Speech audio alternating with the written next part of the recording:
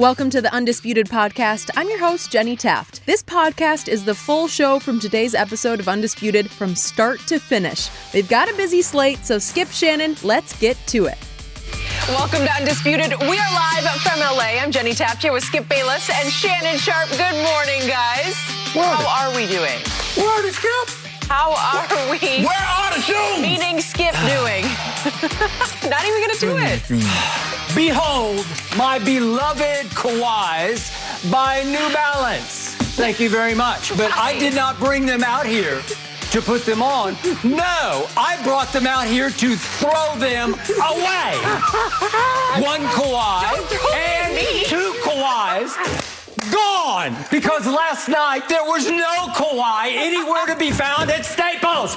And I'm done with him, and I'm done with the Clippers, and I'm done with you and all of your gloating because you loved the Clippers going into last night as much as anybody in the world did. You're as guilty as anybody. I've learned it from you. That you banned love for the Lakers. Yeah. Every time you pick the Lakers, they lose. In my life, I've never seen anything like last night's game. Yeah. Hi, Shannon. How are you? I'm terrible. These came just a bit too close to me, Skip. I'm not going to take that personally at all. And yes, we are over them. Shannon and I have been over those shoes from the very beginning. And you know who put an end to those shoes? Baby Bird. He put on a show last night in Hollywood. Let's talk about it. Luka Dončić scored 42 points to lead the Mavs over the Clippers 105-100 that pushed LA to the brink of elimination. Luka scored or assisted on 31 of 37 Mavs field goals in the game, and he now has the opportunity to lead Dallas to its first series victory since the 2011 NBA Finals. Kawhi Leonard had a chance to tie it for LA, but missed a contested corner three in the final seconds. Skip, I will get to you. Shannon, did Luka win it or did the Clippers blow it? Baby Birdie for real, Skip. He won it. Skip, if you noticed something happened in the first quarter, Rick Carlisle didn't make that same mistake that he made the other night. Luka got hot and he take him out for his normal rest time. Luka played the entire first quarter. Because he had it going, let him stay in that rhythm. Skip, he was sensational last night. Mavs only had two starters in double figures. The Clippers had all five of their guys in double figures. The Clippers got to make a decision, Skip, and I told them this the other day, and I don't know if they're listening. I don't think they're listening. Okay, well, here's the thing. Skip, you cannot let him go off and then get other people to go along with him. 14 assists. Either you let him go get 50, 55, or you hold him down to 20 and then allow the other guys to beat you. But if you let him go get 42 and you let him dish out 15 assists, well, you're going to be in trouble, Skip. And they were in trouble last night. Now, I thought the Clippers were going to make a run, Skip. When Kawhi hit that three to put him up 2, I said, okay, y'all had him. You should have just put him away when you had the opportunity. But Luka said, no, I got this.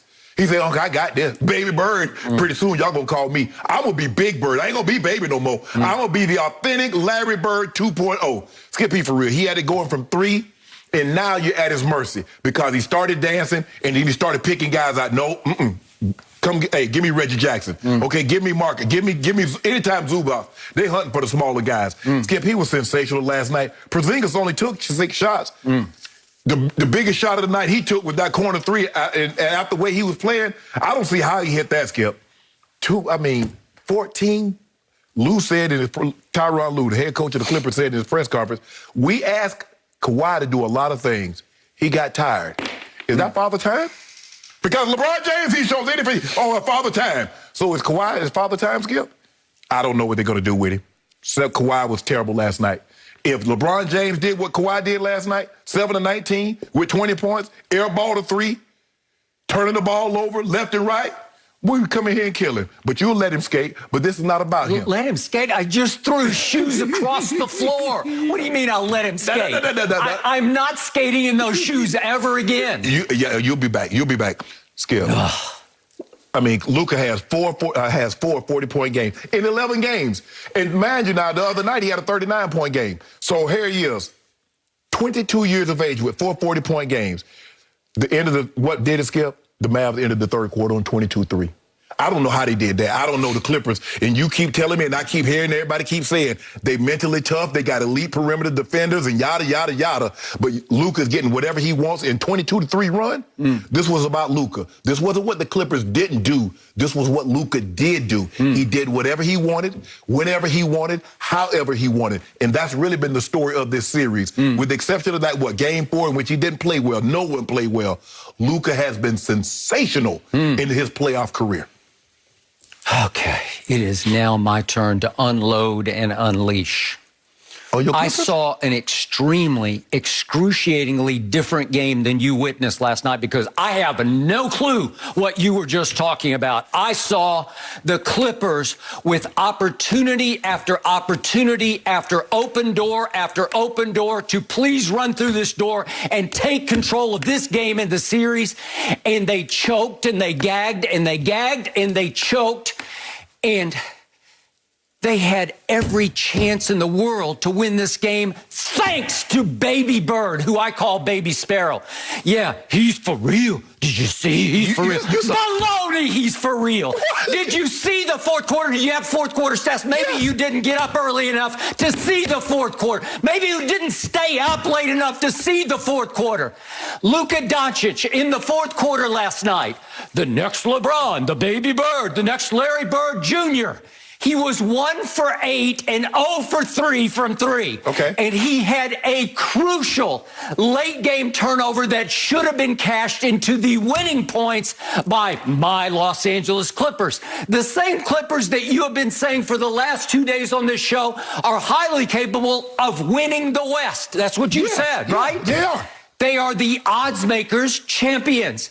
Every game they are favored. Last night they were favored by 7. They're favored by 3 again at Dallas tomorrow night in Game 6. And yet last night they often played like 14-point dogs because they've got bad dog in it. I'm not talking about good dog. I'm talking about roll over and play dead dog in them. I got to tell you, Paul George, when you need him most, he turns into Pandemic P. But what killed me last night was that Kawhi turned into Pandemic K when I needed him most.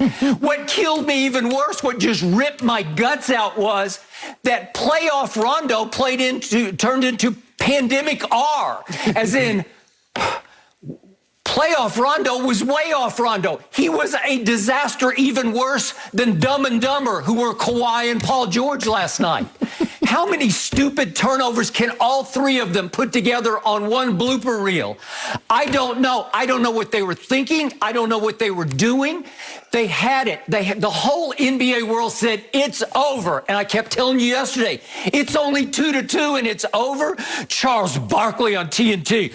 I guarantee it's over. Shannon Sharpe said it was over. You thought that it was going to be Clippers in 6. Yeah. And I kept saying, I don't trust them at home because I think the Mavericks enjoy playing at Staples more than the Clippers enjoy coming up out of the basement to the Lakers floor and playing at Staples.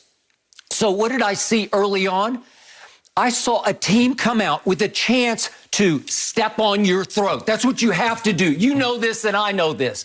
When you have control of the series because you have done the impossible, you have gone to Dallas, Texas, and you have beaten them when they made 23s on Friday night, you beat them by 10. And then with Luka saying, my neck, my shoulder, you just destroyed them on Sunday night. And you come home in complete charge of the series, or so you thought. But you can't just walk out on the floor and expect the Mavericks to roll over and die. And what happened right out of the box?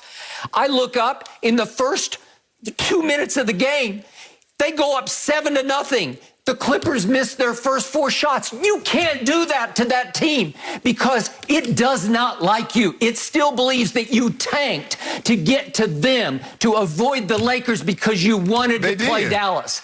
I still don't believe that, but yet I said, hey, Have Kawhi rested and healthy for this run. And then to your point, Ty Lue's saying after the game, we asked him to do too much and he got tired.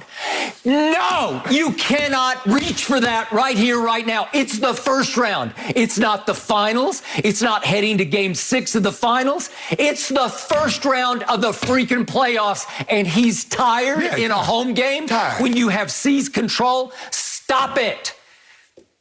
Okay, so then they start to fight back. And in the middle of the third quarter, all of a sudden, Reggie Jackson goes crazy hot. I don't like him. He drives me out of my mind. But he makes 3 straight threes, and I look up, and they're up 6. They're up 70-64 with 7:01 left. And it's classic, are we there yet? Remember the movie, Are We There Yet, with our man Q? And it's like they're looking at each other. Is that enough? Are they going to stop now? Are they going to quit? No, they're not going to quit. Watch what's about to happen. And to your point, I did my math on it. You said 22-3. I got 25-5 run that Luka led them on heading to the fourth quarter. And it sort of climaxed, if we could see this, with my man Rondo, the guy I have anointed as the savior of the Clippers, the quarterback they've never had, the leader they've never had. He shoots this. At the end of the third quarter, it's wide right by 2 feet, it looked like to me. It's Rondo air ball, and it just shoots the life out of the home team, because I think they do look to him as, you're our guy, you're our clutch guy, you're our guy who can save us when we need you most. Well, Skip, you know, he did hit some big shots. He hit those big shots in games 3 and 4 in Dallas. I got it, but this is it, where you seize control. He was nowhere to be found. Are you looking at the numbers here? Rondo was 0 for 6 and 0 for 3 from 3, including that disaster. Right. Of all shots from Rondo, he's pretty deadly from 3. He's turned himself into a deadly clutch. Let him set his feet. How many times last year in the bubble did he make a big 3 for the Lakers, like a turning point 3? And I thought, well, that's going to get me back in the game. No, it's going to shoot you right in the heart, shoot your team in the heart. So they go to the fourth quarter down 14, and I'm saying they're done. And then Luka was done. I think he wore out too. I think he saw so many defenders. Rondo was one of them. Everybody took a turn on him, and I think he started to wear down and out. Because Terrence, man, he picked him up, started picking him up whole court. Okay, so all of a sudden, they start to creep back into a game that I thought they had no chance of even competing in. And it was because Luka is going 1 for 8 and 0 for 3 from 3. Well, he started the fourth on the bench, Skip. Okay. And it wasn't when they made that run. It was just for a couple of minutes, and that started the run. But then he couldn't put the fire out because he had gone completely cold from floor and 3. So finally, all of a sudden, I'm looking up. I am trashing them on Twitter. I'm done with them. I don't want to even have to watch the end of the game. And to my shock, what happens? Well, there are 2 players on the floor who actually wanted to compete last night. And they are not named Kawhi Leonard and Paul George, and they're not named Rondo. They were Terrence Mann, who's in his, second year. And he's just a baby. He's just a kid who came on late in the season. And I said it here on TV. He's a basketball player because he knows how to play, and he plays his tail off. That's why Sweet Lou's in Atlanta. That is correct, because he emerged. And Jerry West saw it from above and said, he can play. The other guy's getting old. And the other guy is they acquired Nicholas Batum to be a glue guy. Well, he competes. He does. He looks like passive. He doesn't wear any emotion on his sleeve at all. He's stone-faced. Obviously, a teammate of Tony Parker's from France, and he just plays basketball at a high level. He blocks shots, he steals basketballs, and fittingly, those are the 2 who are involved in the play of the game. Not Rondo, not Paul George, not Kawhi Leonard. Dumb and Dumber. No, what we had was, we had this final sequence, if we could see it, where Luka turns the ball over with a bad pass, a forced pass, and there it is. And guess who cuts in? Maybe it wasn't that bad a pass. Actually, it was just a great steal by Terrence Mann. Great read. And then Paul George gives it to him, and he's got a step on Luka. Terrence Mann has a step on Luka. We'll have to see it again. All you got to do is go up strong. You can and one him. You can dunk this. This is it for Terrence Mann, and he's not ready for prime time. He's afraid, like, I'm too young.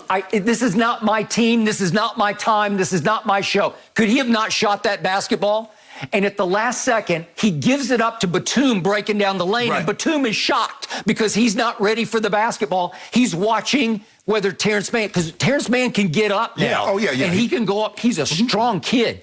Well, I'm thinking, dunk it and go to the free throw line. It's going to put you up 1 or 2. I don't know if he could have dunked it, but I think if if he'd gone stronger, he might have drawn contact and went to the line. Now, Skip, he was over. Remember, he had already missed 2 free throws in the fourth quarter, so maybe that's in the back of his mind. But it's just like, I'm not ready for this. This is their team. I'm just a freshman or a sophomore. Well, Skip, if I'm the Mavericks, I can't ask for a better situation. The ball is not in Paul George's hands. The ball is not in Kawhi's hands. It's in Terrence Mann and Nicholas Batum. I was happy it was in their hands. Skip, that's really, as an opposing player, that's all I can hope for. You don't want Paul George in that situation with the ball, Skip. Even though you didn't think he played well, I thought foul trouble hindered a lot of what he wanted to do. And Kawhi definitely did not play well. You would have preferred to have the ball in their hands at point blank against Luka. Okay, so Nicholas Batum gets the ball on the rise up high, and all you have to do is just sort of finish it. Right. Just put the ball. We got to see it one more time. Just go ahead. I know he was shocked because he wasn't expecting the basketball, but you just. What a steal this is by Terrence Mann. Yeah. This is beautiful. This is the play of the game. Way to go. From Kleba, and he gives it to Paul George, who gives it right back. He's got something, but he gives it to Batum, and Batum goes up, and looks like he's got something. I know he's contested, but you just don't finish the shot. Terrence Mann could have come up and under, Skip. You could do a lot of things. He was up and under. I think he had a step on Luka. And I think he could go real strong up and at least, now again, does he not want to shoot the 2 free throws because he'd missed the 2? Right. Maybe. But Luka's not a shot blocker. Luka's getting out of his way because he doesn't want to try to get an and one. Okay, so now back to Luka. You realize, as great as he was early, he missed 20 shots last night. Yeah. It's rare that you find an NBA game in which one player misses 20 shots because it's hard. It's hard. He took 37 shots. Right. Now, he made 17. And I'm going to give you this. He set the early tone that tended to last for the whole game. Yeah. If we could see Luka in the first quarter, do you realize he scored almost half his points last night in the first quarter? Right. Watch this. This is Luka. Look, watch these. That's as clean as you can make that. Nothing but net. Nothing but net. He's shooting them up in the rafters. They're rainbows. That might have ticked a little back iron. This is nothing. No, that's just sweet. That's as swish as you could swish it. Look at these shots. And I'm saying, that's good. That's good. It leaves his hand. I said, that's good. Well, it's hard. That's 5 threes he makes. Remember, he's a career 33% three-point shooter. Remember, Dallas finished 18th in three-point shooting during the regular season. Right. And they're doing that early on. Well, it made the Clippers have to play uphill all night long. And even after they made their Reggie Jackson Memorial run to get up 6, I think they were spent. It's like, that's all we got. If you guys got more, you can have this. But also, Skip, give the Dallas credit. They did a better job of sealing off the lane. Paul George and Kawhi was not able to get to the rim as easily as they had in games 3 and 4. Skip, you know what? Reggie Jackson did get hot. I can live with that. Reggie Jackson can't beat me. Paul George and Kawhi Leonard, they can beat me. Reggie Jackson can't score enough points to beat me. Not that Reggie Jackson, maybe if he's playing the other sport and hit it over the fence. Maybe. He could beat you, Skip. So the Mavericks, Skip, look at this. Reggie Jackson had damn near as many shot attempts. He had more than Paul George and 3 fewer than Kawhi. I told you, he scares me to death. Thank you. They clapping. Shoot it. Hey, at the end of the half, they're counting the clock down, and he's playing point guard. And he's dribbling. I'm thinking, just give it to He waited about He's like, I got this. And he missed it badly. And it's just vintage classic Reggie. Yeah. You know, I'll take Mr. October, that Reggie, but I won't take Mr. May. No, I'm sorry. That's all he is Mr. May. So the point is, when I least expected it, Kawhi Leonard, who played like Michael Jordan for the last 2 games. Seriously. He was. He was like Michael Jordan. Last night, he looked like some guy named Jordan Michaels. Seriously, like some guy came down out of the stands and, I'm Jordan Michaels. Can I play? I don't know what possessed him. And it went all the way down to, obviously, the last shot to tie. He was contested. He was defended. But I saw him once upon a time make a shot against Philadelphia. Do you remember that? Yeah. Well, this wasn't that. This wasn't in the conference. Was at the conference finals? Yeah, it was clear. Game 7? Yep. in Toronto. I thought maybe he'd luck it in for me this time. Nope. He hit nothing but air, as in air. But did you see, Skip, as they're walking up the court because they got a foul, they get a timeout, he's looking at Rondo and Rondo's looking at him like, what you want me to do? I gave you a perfect pass. You just missed it. Why are you blaming me? Rondo was all over him at the end of the game. And I love that, but it was too little too late. Right. Because that Rondo, that leader, that I'm in charge here guy that I needed to see in the third quarter and the fourth quarter was nowhere to be found. So Rondo didn't back up his leadership with his performance last night. And you know and I know, then it won't work. Well, but the thing was, Skip, it's like Kawhi said something to Rondo, and Rondo's looking at him like, bruh, I gave you a perfect pass right into a shot. Just go. You airballed it. Yeah. Why are you looking at me? But, Skip, I think the thing is look, you look at Luka. Skip, he had 40 points through 3 quarters. Now, we would like to see him be like Dame. Dame was able to keep it going. Fourth quarter, overtime, double overtime. But for what he was able to do, Skip, now you got to realize now, he's going to, allegedly, supposedly, in all likelihood, the 2 best perimeter wing defenders in all of basketball. And Skip, he's averaging 37 against them. Well, they barely take him, to tell you the truth, because it's Batum, then it's Reggie Jackson, then it's Rondo. Then I look up, and it can be one of 8 players taking him. But it's simple, Skip.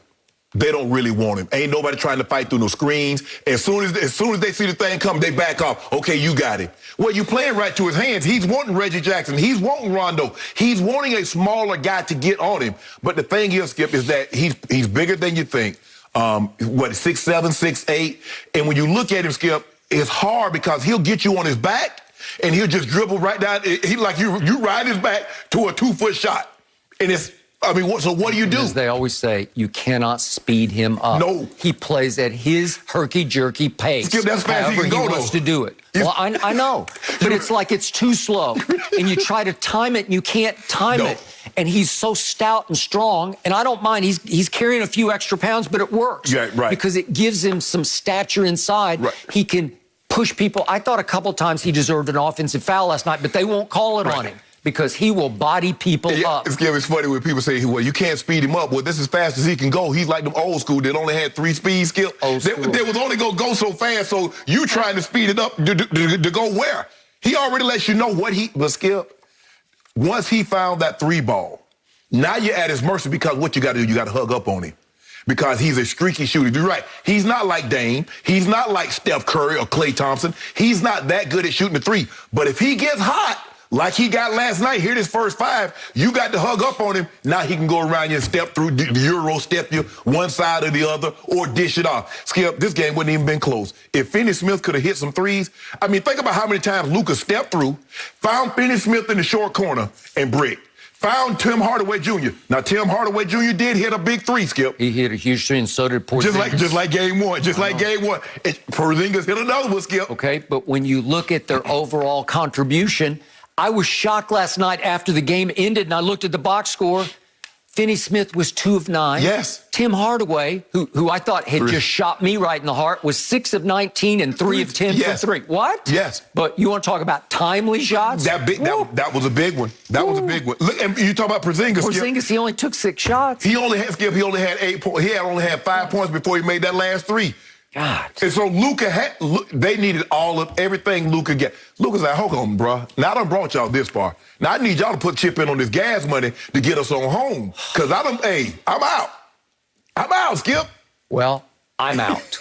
And plus, I've seen enough. But 42 and a half minutes, Skip. I don't know. When the last time Luka played a non-overtime game and played that many minutes? Yeah. Well, he is the show. He's the whole show. He did a number, y'all didn't He Skip. thought he could have played Until a lot better. Until the fourth quarter, then we did a number on ourselves. Well, no mercy. All right, we all know what's at stake here. The Lakers face a must-win game tonight at Staples against the Suns, and LeBron has never lost a first-round series, and the outlook, it seems bleak after Tuesday's blowout loss, but yesterday news broke that Anthony Davis could actually be available for Game 6. AD is listed as a game-time decision with a groin strain, and he told reporters that the team doctors will make the final decision if he's cleared to play here. So, Shannon, do you expect AD to play, and who wins this one? I do not.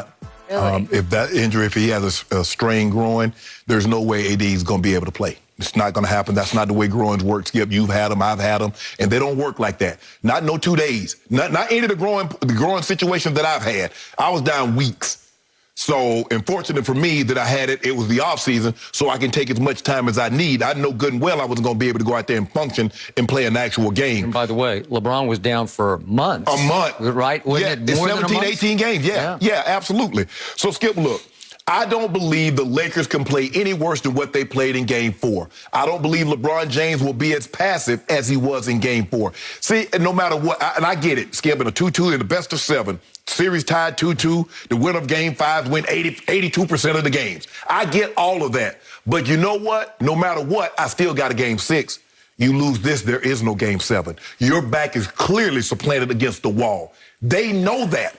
So it wasn't like, well, you know, we go back to LA, we get this, we can come back here and steal. No. There is no tomorrow if you lose tonight. And so I believe there'll be an even heightened sense of urgency. I need to see bodies hitting the floor for loose balls. You need to get 75% of those 50-50 balls. That could go either way. You need to get more than you lose. They wanted it more. They came out like, okay, y'all did that a little bit. That ain't nothing. We survived this little 2-minute flurry y'all got. And then they came with an avalanche. And the Lakers succumbed to that, and they never looked back. So, and LeBron James, and when he's down 3-2 in a series, best of 7, he's 8-1, 36 points, 12 rebounds, 8 assists. The question is, Skip, I need him to have a high assist total. But for it to have a high assist total, what needs to happen? Somebody needs to make shots. And that's what the Lakers need to do. The Lakers need to make shots. I heard Ty Lue, and he said something very interesting. He said, because we were so wide open on the threes, we were just taking them. Well, we could have put pressure on them and come inside, maybe got into the lane. True. But we took those threes. It was because they were playing zone early. Right. With Boban and, and Porzingis. Right. So for me, Lakers, just because you're open, it's not, you're open for a reason. You self-check. Anybody leaving, they ain't leaving Dame Lillard open. They ain't leaving Steph Curry open. They're not leaving guys that can really shoot the threes open. Not by choice. Yeah, exactly. So if you wide open like that, why you thinking? Okay, put the ball on the floor, try to get to the paint. You see what the Suns are doing? The Suns are in the bonus hell with 8 minutes to go in a quarter because they're putting the ball on the floor, getting to the paint, getting you in foul trouble, and they just go to the line 1, 2, and that's what the Lakers need to do. So I expect LeBron James to have a 30-point, double-digit assist, and they're going back to the Phoenix for a Game 7. Book it. Book it? Book it. Okay. So I'll try again. I offered you this bet yesterday. I want you to go away. I'm testing the belief that you truly have and what you're trying to sell on television. Okay. What you want to know? I'm testing Okay. just how much you really believe the potential baloney that you're spewing over there. Okay. If I say, okay, I'll take Phoenix tonight for 3 cases, if you'll give me Phoenix in Game 7 for 5 cases, then I'm testing just how much you believe in your Lakers to win the next 2 games. Oh, you try to make a deal. So you want to play, let's make a deal. Okay. Yep. 3 and 5. I'm giving you a chance to win 8 cases. But I also got 2 cases on him making 7 threes tonight. And you got, I don't know if we bet 1 case or 2 on 33 or more. Yes. Right? Oh, yeah. Okay. He's averaged 33.7 points in elimination games in his playoff career. Okay. Okay? Okay, deal. Deal? Deal. 3 and 5. Finally, something good happened to me on this show today. Thank you. I appreciate get it all that. back. I'm getting it up because let's see, I went 3 with the win. I get 2 with the 7 threes. I get 1. Oh yeah, I'm good. Okay. I'm good. Yeah. All right. So I have 2 answers to the 2 questions Jenny asked us. So let's go first to Anthony Davis, who I refer to as AD, as in always dinged, because he's always dinged. What did Barkley call him the other night? Calls him street clothes. Yeah. Because he's always in street clothes. Didn't like that. All right. Chris Haynes, our man we have on the show occasionally, reported that during the game the other night, Anthony Davis turned to some friend in the stands and did 6, as in, I'm going to play in Game 6. Right. You are? Really? Well, that's news to us, Yeah. right? And that's after we saw a little clip of him before the game trying to move around. He was trying to go side to side in street clothes, Right. and he couldn't even go Couldn't side you to do that? side Right. because your groin won't go there if it's pulled. It just won't go sideways, right? You can sometimes go a little bit like this if you just sort of... Yeah, but you have Duck one walk. foot buried in front of the other. Ain't no normal walk. No. Okay. And then the other thing he said yesterday in his interview session was that the reason the groin pulled was it was above his left knee that's ailing him. Right. That's already hyperextended and that was really bothering him. So he's favoring the left knee, and because of that, it led to the groin strain Right. or pull or what. I don't think it's torn, but Right. the point is you still, Anthony, have a knee issue. Exactly. That's pretty scary. Right. Right? Right. And now you're basically telling somebody via Chris Haynes that you're going to play in 6. Well, miracles happen every once in a while. Would it help for him to at least Willis Reed it for our younger viewers? What year was that? 73? Yeah, 72, 73. Yeah, might have been right. Yeah. He comes out. He's got a terrible knee injury, and he just came on the floor for it was the closeout game. Right. I can't remember if it was 6 or 7. I should have It was looked this 7. up. Game 7, yeah. And I believe it was at the Garden against the Lakers. Yep.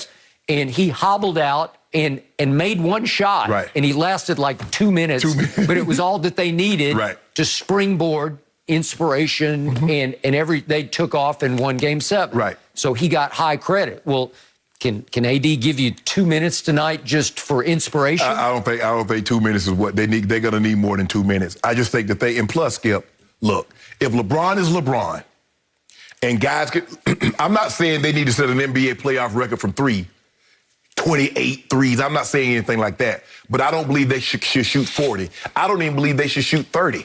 They need to be somewhere around 20, maybe 25. But instead of being wide, when they leave you wide open, put the ball on the floor and try to get closer. Because that's what you are. Because the Lakers are not a three-point shooting team. They are a big team that LeBron gets downhill. AD shoots a mid-range game, or they play with Drum. You're not a three-point shooting team. Okay. Which brings us back to your man, LeBron James. And your theory about tonight is drive the basketball. Yeah.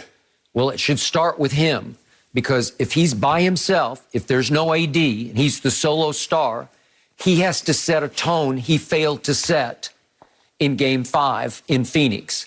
I thought he would attack early. I thought he would put his head down like Kawhi and Paul George had done in Games 3 and 4 in Dallas and set the tone by challenging Ayton at the rim, by challenging anybody who wanted to guard him, whether it's Crowder or Bridges. Drive by them, muscle them, bully them if you have to, because you're 6'9", 265, and you can do that. And if it requires going to the line, I said 20 times. You said, okay, how about 17 times? I said, go shoot those free throws. Maybe you'll miss 5 of them, but you're going to take your pound of flesh because you're going to wear them out. You're going to get Ayton in foul trouble, and they're going to be in big trouble if you set a physical tone, an attack mode tone right away. And instead of attack mode, it was sit back mode, which just shocked me. Okay, so how many free throws did he shoot in Game 5 at Phoenix? He shot no free throws. Right. So that dropped him for the 5 games they've played so far. Your man LeBron has averaged 3.4 free throw attempts a game. He averages 9 for his career.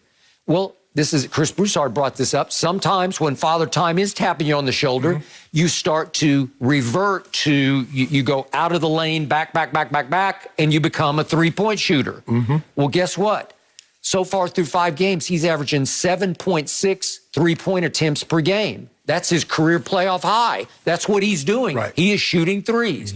Is he a great three-point? He's just an average one. Right. So he came into Game 5 making 32% for the first 4 games. And then what happened? They're down 30 in the third quarter, and he goes Makes nuts. 5. He made 5 threes.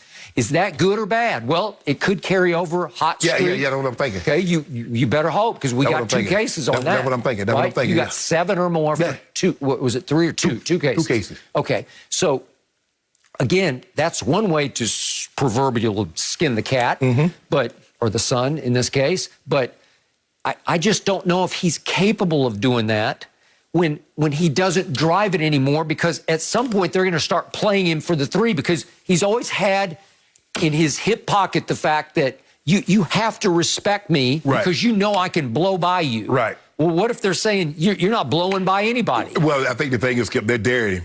I dare you shoot that. What they're saying, basically, we don't believe you can beat us shooting the 3 ball. Yeah. We know you can beat us shooting, getting downhill and getting and ones, well, or just getting down. If I'm trying to be a defensive coordinator against it, that would scare me way more than his 3 ball. Exactly. I still can't get Popovich out of my head.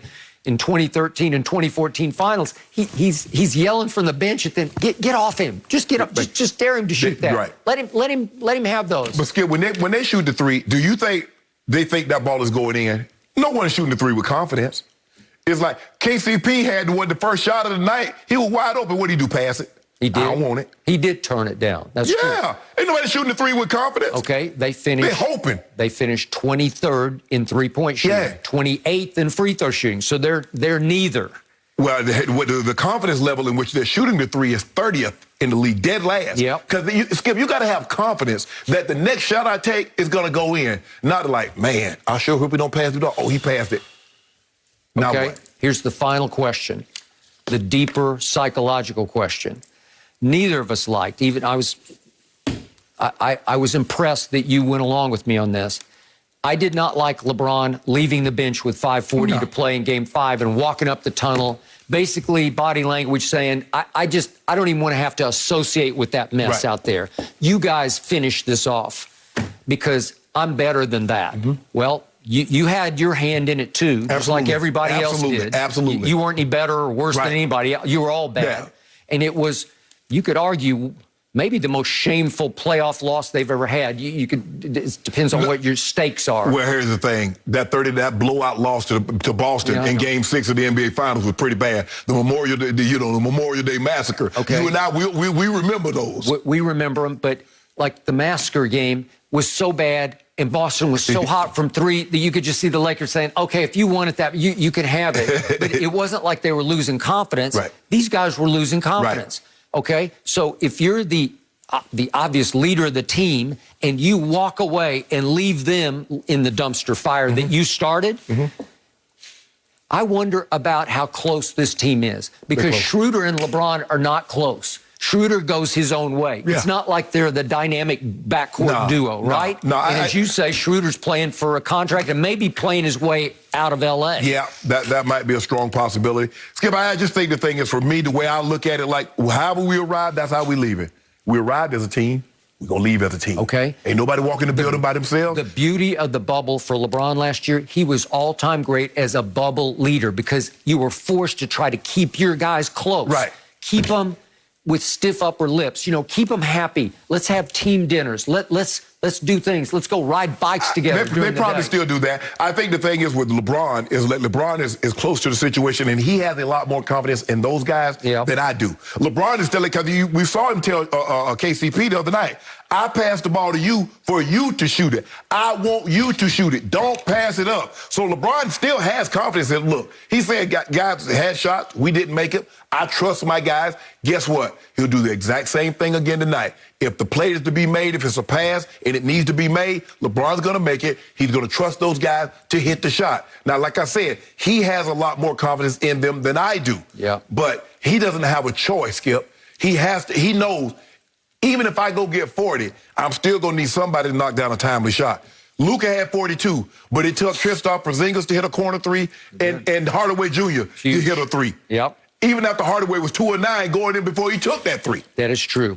Okay, so I hope I'm wrong about this because I do not want to lose LeBron James from the playoffs, but I think they're going to lose at home tonight because they don't feel unified enough or confident enough shooting or in closeness on and off the floor to overcome a Phoenix team that's starting to feel real good about its 51-21 regular season self. Like they're arriving right before your very eyes. I don't know if you can withstand the onslaught of the Suns tonight. Watch me mount up. Okay. Well, we got to ride. We got a double bet, and you might win 3 tonight, but then you got to try to win 5 in Game 7. That's all right. That's all right. Now, you know we get to Game 7. You know what we do in Game 7s. Well, you know what we do in Game 7, Skip Bayless. You don't want that pressure in your building. Well, I knew what you did in Game 5 because it was a stinker. Well, I know what you did last year and doing it again this year. Right on cue. That is true. Well, let's talk about that. Okay, well, yes, must win for the Lakers. And they didn't get it done last night. We got to talk about the Clippers now. Time for a trending story brought to you by the all-new Liberty Mutual. only pay for what you need. So the Clippers will play in an elimination game tomorrow after losing to the Mavs 105-100 last night. We've already been all over that. Paul George and Kawhi Leonard combined for 43 points on 34 shots, but it wasn't enough as LA once again had no answer for Luka Dončić on the defensive side of the ball. The good news for the Clippers, well, Friday's game is in Dallas, where they won both games 3 and 4 last weekend. It has proved very important to be the road team in this series. So, Shannon, who wins Game 6? Skip, remember what happened in Game 1 when Devin Booker outscored AD and LeBron and then had only 3 fewer shot attempts?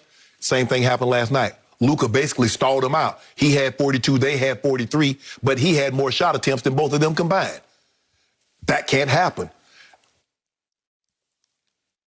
I was thinking, Skip, maybe it's because if you think about what's in Dallas? A packed house. What's in LA? Not a packed house. Yeah, they said there were going to be 6,000. Then they said there were 7,000. I tweeted about this right before the game because they don't have a home court advantage. Right, exactly. Yeah. And maybe it's easier for the Mavericks to play in that situation. We saw a lot of guys do ungodly things in the bubble. And when they got in front of crowds, they hadn't been able to do that again. Agreed. So is it the Mavericks like playing in a half full or a quarter full house, maybe, as opposed to a Ronkers? Because if you look at the way look at the way they shot the ball in this situation, and you in Staples, and look at when they went home, it's night and day.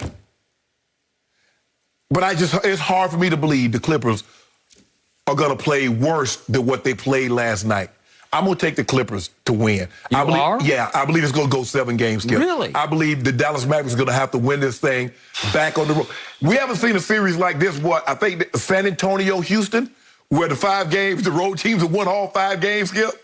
And then finally the home team, they went back to Houston, and Houston ended it. Skip, it's just hard for me to believe. And look, the Clippers been choking. They've been gagged. They gagged last year, and they're choking right before. And gagging. But Skip, I don't believe they'll do it again. I'm gonna say the Clippers win. I'm gonna say the Clippers win a close one.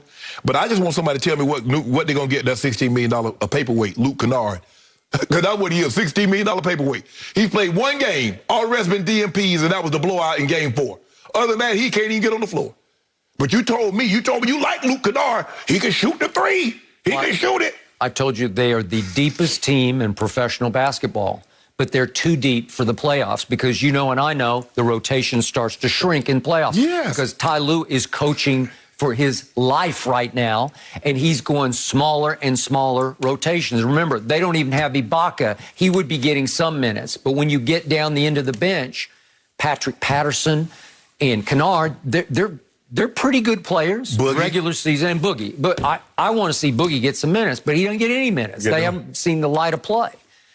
Okay, so I'm actually surprised that your roller coaster is rolling, and now you're back on the Clippers to win a game at Dallas that would force a Game 7 back at Staples. Okay, I'm going to remind everyone, to your point about the 5-game series, never in the history of the NBA has there been a 7-game series in the playoffs in which the road team has won every game. Is this possible? Yes, it's possible. Yeah. I will not be surprised, to your point, if the Clippers win Game 6 on Friday night in Dallas. But this is just me, the emotion of the moment. Maybe I'm a prisoner of my own emotions. I'm going to root against them in Game 6. How you going to root against your own interest? Because I'm sick and tired of watching them. Last night took so much out of me that I can't take it again. I don't want a Game 7 back at Staples because it's too excruciating. Yeah. I'm not exaggerating. It tore me apart last night. I tried to watch with Ernestine, and I thought she was jinxing me, and then I went back in my TV room, and I tried to be out in the living room for a while. Nothing worked. It just got worse and worse. What about the robe? Pull the robe out. Yeah, the robe. But the robe is a Laker robe, right? So I can jinx the Lakers if I'm a Clipper supporter, but I think it would only jinx the Clippers. Because remember, I accidentally wore the robe, inadvertently, not even thinking, for Game 1 at Staples, and they stunk. They lost by 10. So the other thing is that there's never been a 7-game series, except one. There's never been a 7-game series in which one team has been favored every game and lost the series. Right. Well, there's been one other one. Guess what it was? It was in the bubble last year. It was these guys. This is the only other time. Against Denver. They were favored by considerable. Right. They were always, I told you, 7 or 8 point favorites against Denver. And you know what happened? They're up 19 in game, the first closeout game 5. And then they're up 14 in game 6. And then they're up 12 in game 7. And they can't close any of those 3 deals. And I thought, give me playoff Rondo. At least they could have closed one of those. Again, Skip, what happened? Clutch time. Yeah. You said clutch the last 5 minutes of the game, 1 or 2 possessions, 1 or 2 points, one way or the other. What happened? Turnover, Paul George, turnover. Kawhi, turnover. Rondo, turnover. They all had huge, excruciating turnovers late in those games. Make them put a man to a test, Skip. You won't really know what a man can do until you put him under fire. Okay. So to me, I really want them to go away and leave me alone. So I'm going to root against them in game 6. And I'm not exaggerating. I'm not just saying this for TV purposes. I can't take them anymore because they're better than this. They don't deserve to win game 6 and get a game 7. You can't have 2 LA teams out. How does Staples Center go play them Bills, man? We need somebody. You know what? That is true. Because all I wanted for Christmas this year was give me the Lakers and the Clippers in the conference final. That's all I need. Just give me that because that would be theater. Right. Maybe it's just LA theater, but I think the NBA world would be into that. Of course. The 2 LA teams. Yeah. Okay, so what have we seen in Dallas? Well, we've seen the visiting team play with an urgency, like a desperate urgency and fire. Right. And actually a little bit of anger that Luke is showboating on them. Luke is giggling. He's Mr. Giggles. He's laughing. He's pointing. He's saying, you're too little or not in my house, right? And yet you look at Luka, and in the fourth quarters of those games, he was no good in the fourth quarter last night, and he wasn't very good in the fourth quarters of those 2 games in Dallas. So they're on a platter for you to win. And I do think the Mavericks start feeling a little more pressure at home. Remember what Ty Lue said after game 2? Can they make those shots under pressure at home? And we're like, well, that's the reverse. Usually you should be able to make them with your crowd fueling you at home. Well, again, I don't think they can do it. I don't want them to do it. So I'm going to say that the Clippers are defunct after Friday night. I mean, but they're going to have to do something with Luka, Skip. I mean, you got to slow. Skip, you can't let the man get 39, 42, 35, have these high assist nights and expect to win the ball game. You can't.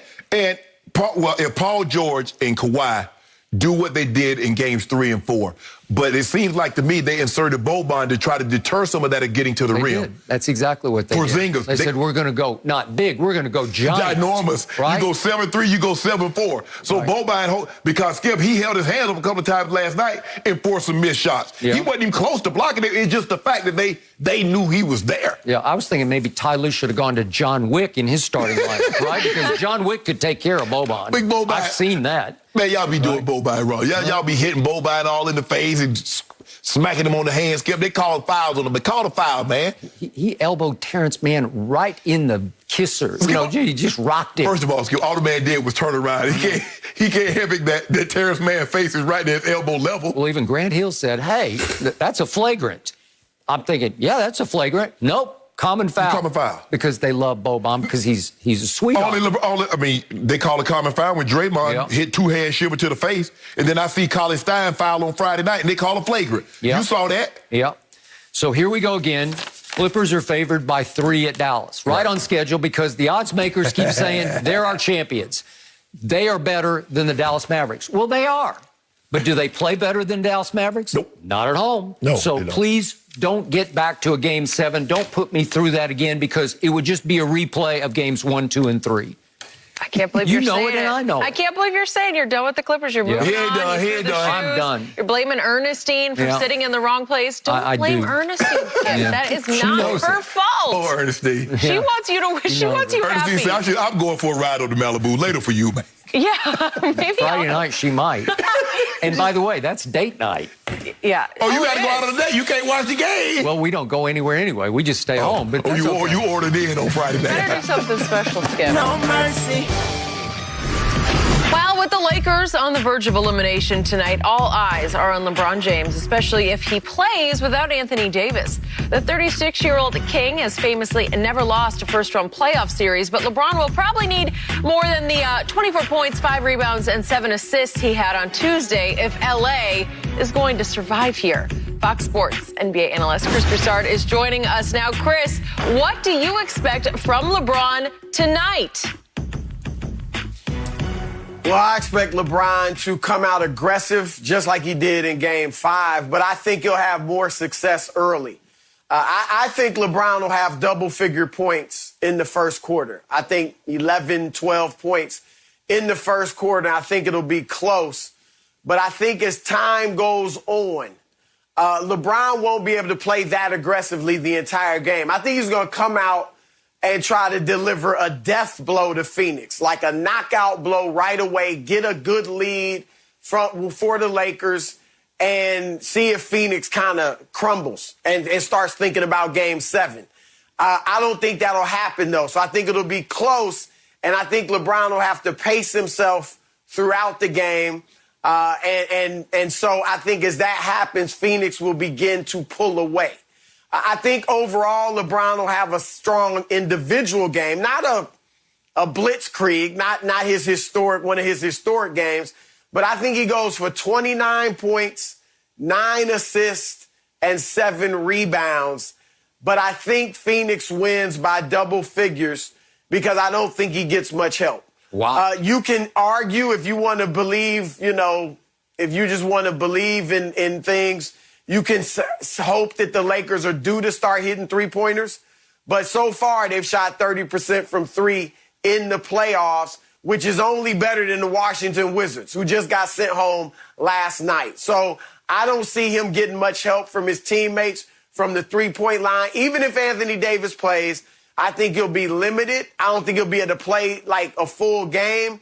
And I think he'll be relatively ineffective because on top of the groin, he's got the knee injury he was dealing with before the groin. So I think LeBron plays well, but not dominant and not enough for them to win. Do you believe he gets less help than he got in Game 5? Schroeder 0 points, KCP 0 points. So do you believe he gets less help than that? More than that. Okay. So if we get more than that, we'll get a little more than that. I agree with you, Chris. I would like to see him have, if he gets double-digit points, get almost double-digit in assists. Because that's gonna let him know that, okay, we're on tonight.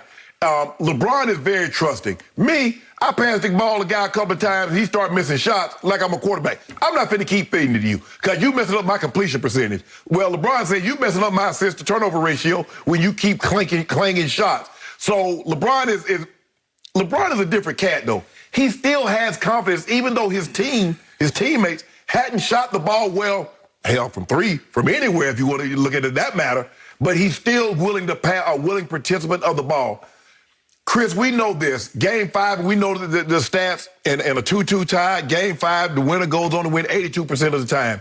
But that's not really an elimination game. This is. And we know how big LeBron plays in elimination games. He's averaging 36 points, 12 rebounds, 8 assists, and scored 30 points 8 of the 9 games, and he's 8-1 in those 9 games. So we know what he normally does in these moments. I'm not concerned about him. Can Schroeder give me more points than what I scored the other night? Can he do that? Can KCP? I don't even know if KCP, I said KCP should have stayed out and played Game 6. He played, it is what it is. But I need somebody to say, you know what, Bron? We gonna chip in on this gas money. You've been putting the gas in. You've been fronting us all this time. Enough of that, bro. Hey, I'm going to my pocket. I got $3 on this. Chris, you know how we used to do it, Chris. We get together. Hey, what you got on this gas money, man? I got $2, man. I got $1. Okay, chip in. So Kuzma, Caruso, whomever played, I need y'all to come out your pocket with some gas money, bro. Y'all been riding far too long. To get you all the way back to Phoenix? Yeah. We got too many riders, not enough gas payers. Okay, back to Chris Broussard. Chris, you have been with LeBron, closely observing him, covering him every step of the way in his career. So I think you just said that nearing the end of year 18 in the NBA, he's no longer solo capable of carrying a team to a huge Game 6 home win, a season-saving win, just completely by himself without AD, because you're saying he's going to play big and well as he could play at this stage in age, but it won't nearly be enough because you got Phoenix winning by double digits, right? Right. And look, if this was your typical first-round opponent where the Lakers had the 3 seed and they were facing a lesser team, say a Memphis or whatever, then I think he could do it. But a team this good? I mean, this is the second-best team in the league as far as records go. I get it. We don't think they're that good. But they are an elite team, and I don't think he can carry them over this elite team tonight. Okay. Now, back to something you said yesterday. As players age, they often go from not shooting as many free throws to shooting more three-point shots. And that is clearly, shockingly, what I'm seeing with LeBron at this stage in age, because your death blow idea is drive the basketball like nobody has ever been able to drive it, dunk over Jay Crowder, dunk over Bridges, get Ayton in foul trouble, attack the rim. But in doing so, you're also going to have to attack the free throw line, because I said going into Game 5, I thought he needed to shoot 20 free throws. Shannon said, well, how about 17? I said, okay, 17 free throws. He shot 0. He never got to the free throw line on a night that I thought he would set the early tone by attacking. You said, Chris, he set the early tone, but it was more, he did have the backdoor cut from KCP, but that wasn't where he took the ball and drove it and had a blow-by on, I think it was Bridges. Right. But the point is, he's shooting more and more threes, because I'm looking at, he's averaging through these first 5 games, 7.6 three-point attempts. That's almost 8 a game. And yet his career average from the free throw line is 9 a game. Now he's down to 3.4 for this series. But the three-point attempts are just going higher and higher and higher, because that's his career high for three-point attempts. So way fewer free throws, way more threes. Skip, I equate a basketball player to a skill position player in the NFL. As I started to age, I didn't feel nearly as comfortable taking the contact that I once did. Yeah. Going across the middle didn't excite me as much as it once did. In plays that I knew I could turn up and get an extra 3 or 4 yards, I headed to the sideline because it was taking me longer and longer to recover. Okay, LeBron is in year 18. That pounding that he has to take getting to the rim, getting knocked down, picking himself up, it's taking him longer and longer to recover. And guess what's happening? The games are coming quicker and quicker. I don't recover as fast, but the games are happening sooner. So what's the quickest way, what's the best way for me, Skip, not to take that pounding and not to need the time to recover? Shoot the 3 ball. Shoot the mid-range. It's much easier. It's much easier. Yeah. So it takes much less out of your body. Right. So I believe in a situation like this, you know what? He said, you know what? Now, the last game, Skip, you throw caution to the wind. You throw it like, you know what, hey, it's either now or never. I got the whole entire offseason to recover. And that's how guys look at the playoffs. If you look at guys who will normally go out there with an injury come playoff time because they say, well, you know what? I got the entire offseason to recover. I got the entire offseason, if I need to get a surgery, to get this surgery. So I'm going to throw caution to the wind. I'm going to leave it all out there on the court. I believe in these situations, this is why LeBron has been so great. He says, you know what? No matter what, if I don't win this game, I got the entire offseason, but I want to keep playing. Watch this tonight. Okay. So I'm going to watch and see go ahead, Chris.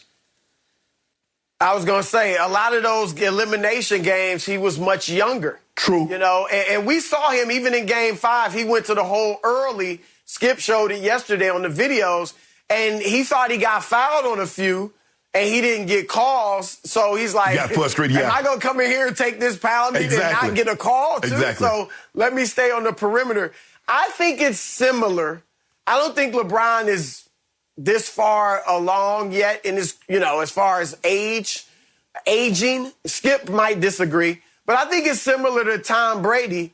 We saw in New England his last year, he could no longer carry the so-so talent at the skill positions like he did early in his career. But you put him in Tampa where he had some ballers with him, and obviously the rest is history. I think it's similar with LeBron. Very. Earlier on, he wouldn't have needed AD in a game like this. He would have just come out and dropped 40+ and double-figure rebounds and assists. But now this is why he needs AD to be AD and give him some help. He helped him last year, obviously, when they won the finals, and he's going to need that, but I don't think he'll get it tonight, and that's why I think they'll lose. Quick point of order. Tom Brady in his final year in New England didn't have so-so talent. He had so-so bad talent around him. They had the worst receiving core in pro football. Oh, so you like our roster, minus AD and LeBron? You like what you see? I thought it was pretty good through the year. Hey, that's what I'm saying, Chris. And that was the thing, because, Skip, you remember his last game against Tennessee. Did Tom Brady look like the Tom Brady that we knew and loved? Basically, he had 2 pick sixes. The coach wanted him out. Well, Skip, there you go. You don't think he lost heart after a while? Basically what LeBron needed. Yeah, Chris is laughing. Yeah, you know I just saw Tom Brady win the Super Bowl at 43. Hold on. With the talent that Pro Football Focus said had the best, most talented roster. Same talent that went 7-9 the previous year. But you're making Chris and I point. But what they needed was a veteran present at the quarterback position. What Tom Brady needed was more talent. It was a match made in football heaven. They got what they needed, a guy that could take care of the football, wouldn't put their defense in harm's way where they had to play extra snaps, and an offense that had a quarterback that knows how to get the ball out of his hands and make the right reads. You didn't think they were going to be nearly that good? No, I didn't. No, not the first year. Not the first year, no. Okay. But I know what Tom Brady represents, and I know the talent that Tampa had. Okay. I told you that. All right. Well, Chris, last quick point. I told Shannon I did not love what LeBron did with 5:40 left in Game 5 at Phoenix. He left the bench and the stench out there and walked up the tunnel by himself into the locker room, basically saying, I don't want to associate with you guys or that garbage out on the floor right now. Well, that's what he was doing. No. So to me, it sent such a bad message as the leader and face of the franchise to the rest of the players.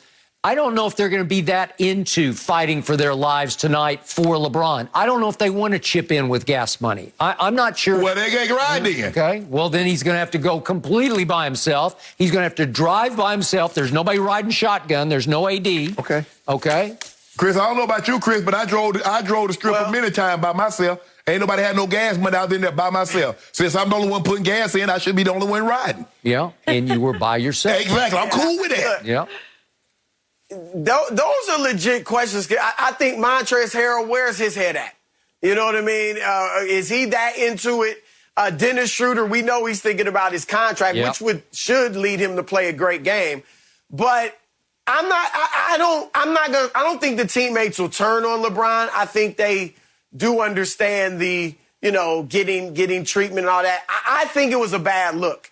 Yeah. I don't think whatever treatment he got, and I do believe he got treatment, I don't think it was going to make that much of a difference, right, over the last 5 minutes of the game. I think it would have been better for him to sit there with the team, and they absorb it. They absorb this loss. So I think it was a bad look, but I don't think it'll lead his teammates to, turn on him and give up tonight. Well, we'll see tonight, because I know what LeBron going to give me. I know what LeBron going to give me. He better give you 7 threes. Oh, and if he's going to give you 7, he better take 15 attempts from three. If Reggie Jackson can hit 6, I know we got 7, 8. We might hit 10. We might pull a Dame Lillard. You're not in the same stratosphere with Reggie Jackson. We might do a Dame Lillard. We might go 13 or 20 from the 3. No mercy. Well, who needs Joel Embiid when you've got Seth Curry right now? As the MVP finalist sat out with a knee injury, Curry poured in a playoff career-high 30 points, and Philly eliminated Washington with a 129-112 victory. Now Embiid will get a few extra days rest before the top seed 76ers start their second-round series against the Hawks on Sunday. But some Philly fans were looking even further ahead, chanting, "We want Brooklyn." Hold up, fans. Don't get ahead of yourself. Exactly. Chris Broussard is still with us. Chris, how far can the Sixers go with Embiid at less than 100% right now? Eastern Conference Finals. Wow. That would be their ceiling. There's no way they can beat Brooklyn and probably not Milwaukee without Joel Embiid being close to 100%. And if he plays, say, 6 games in this next series with Atlanta and is 85%, they'll beat Atlanta. if he's out, or maybe he tries in game one, re-aggravates the injury, and then he's out, without Embiid, it would be close, but I think Atlanta would beat Philadelphia. Philadelphia was 10-11 this year without Joel Embiid, and only 2 of those 10 victories came against teams that made the playoffs. They're not that good without him because everybody gets moved up, and I'm worried about the scoring. Tobias Harris is a very good scorer. He's a legit 20-point guy, but he becomes your number 1 scorer if Embiid's out. Ben Simmons will give it to you maybe every other game as far as scoring 18 to 30 points, but he's not going to do that every night. So now I'm counting on Seth, not Steph. I'm counting on Seth Curry. I know he was great last night, but I'm not expecting that on a regular basis. So I'd be counting on Seth Curry and Danny Green to be my second or third scorers. So I don't think that's enough firepower to beat Atlanta. Obviously, Trae Young is a gamer. That dude goes into Madison Square Garden in his first ever playoff appearance and gives us all a bunch of entertainment and plays great, basically 30 and 10. He's a gamer. They got other shooters around him. Clint Capella is underrated. He's a very good defender, can protect the rim, obviously a great rebounder. They shot the 3 fairly well against New York, and New York defended the 3 better than any team in the league this season. So I get it that Philly plays great defense, won't be as great without Embiid, and even if it's good, I think Atlanta will be able to solve it. So they need Embiid on the floor just to beat Atlanta. Embiid on the floor, but hindered, that's not enough to get out of the East. Hell, I believe the Eastern Conference Finals is their ceiling with a healthy Joel Embiid. I don't believe the Sixers beat Brooklyn or Milwaukee if Joel Embiid is healthy. If he's banged up in this series, Atlanta's going to beat him. Atlanta's better than people think. And I think you people got an opportunity to see just how good Atlanta is. Skip, their 2 worst 3-point shooters in the series was Young and Bogdanovich. And we know they can shoot the 3 better than anybody. Hunter was 45%. Lou Will was 43%. Hunter was 45. Lou Will was 43. Hunter was 37. John Collins was 39. Young was 34, and Bogdanovich was 33. And they did a number on the Knicks. They really should have swept the Knicks because they had a 12-point lead. Agreed. And got careless with the ball in the third quarter in game 2, and the Knicks came back. Atlanta's a better team than the Knicks. And the big difference was their superstar showed up every single game. Trae showed up. Did he? Yeah, Really? Did you see what he shot from 3 the last 2 games? He was 7 of 25. That's 20-something%. You love that? Hey, Chris, I don't. Can I interest you in this? I don't. Only 2 players in playoff history have scored 3 straight games of 30 points or more in Madison Square Garden. One name is Michael Jeffrey Jordan. You like him? And the other one is Ice Trae Young. You know him? My Trae. Don't do that. Skip. He's about 5'11". But Skip, if Joel Embiid is banged up and he can't play, Atlanta's going to beat the Sixers because they are a big team. Capella, wingspan 7 foot. Hunter, 7'2". Bogdanovich, Collins, 6'11" wingspan. Skip, they're big. So they got people that can throw at Joel Embiid, and if he's not healthy, Atlanta beat him. I would like to start my remarks by congratulating Clint Capella because before this game last night at the Garden, he called out the Knicks. And he said they talk tough and they try to play tough, but they ain't tough.